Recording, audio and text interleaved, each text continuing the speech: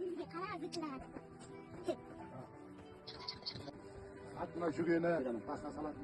Енді ұмытпасын ғана атты байлап қойғанда байлап қоясың.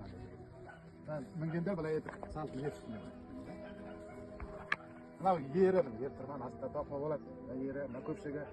Мынау үзеңгі дейді, мынадан басып мінеді мынадан басып. Мынау айылы мына ішіне тартып тұрады. Ері қозғалмас үшін.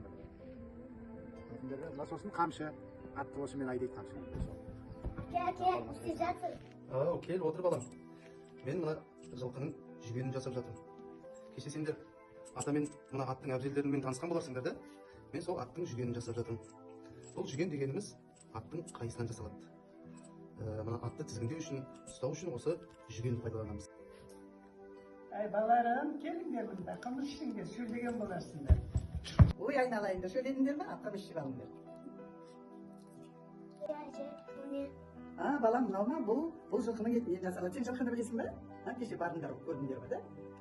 Жылқы деген 4 түлік малдың ішіндегі жылқы қасиетті жануар. Жылқыға мінеміз, жылқыны жегеді, жылқының етін жейміз. Сонда жылқының етінен жасалатын қазы деп аталады. Міне қазы жасаймыз. Бұл қазыны деген жылқының етін турап, май салып, майын қосып, содан кейін дәмдеуіштер қосып, жылқының шегінің ішіне саламыз міне былай етіп. Сонда бұл қазы деп аталады. Қандай керемет, балаларымыз өсіп, көп нәрсені білгілері келетін талпыныстары артыпты. Талаптарына нұр жаусын. Әкесі бір домбыра шертіп әу деп жіберсеңіз. Ой жарайды, олай болса, мына қазағымыздың ұлттық аспабы қар домбырамызбен бәріміз бірге қосылып, бір ән шырқап жіберейік. Илап отыр менің ауылым, Алатаудың сол бір бауырым. Туып өстім сенде кезидім, алаулатып жастық жарым. Жайлауың жасыл жайқалып жатыр, әйгілі Алатауым.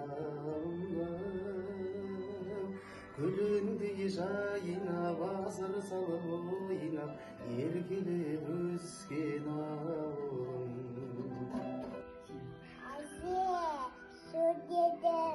Ой, айналайын, шөлдедің ба? Қазір мен саған қымыз берейін. Менің немерем бей үйірмесіне жаңа келіп жатыр. Жаңа біздер Лағат пен Марғұланға жылқы жөнінде айттық. Сен жылқыны білесің ғой, да? Жылқы жөнінде айттық. Олар көп мағлұмат алды.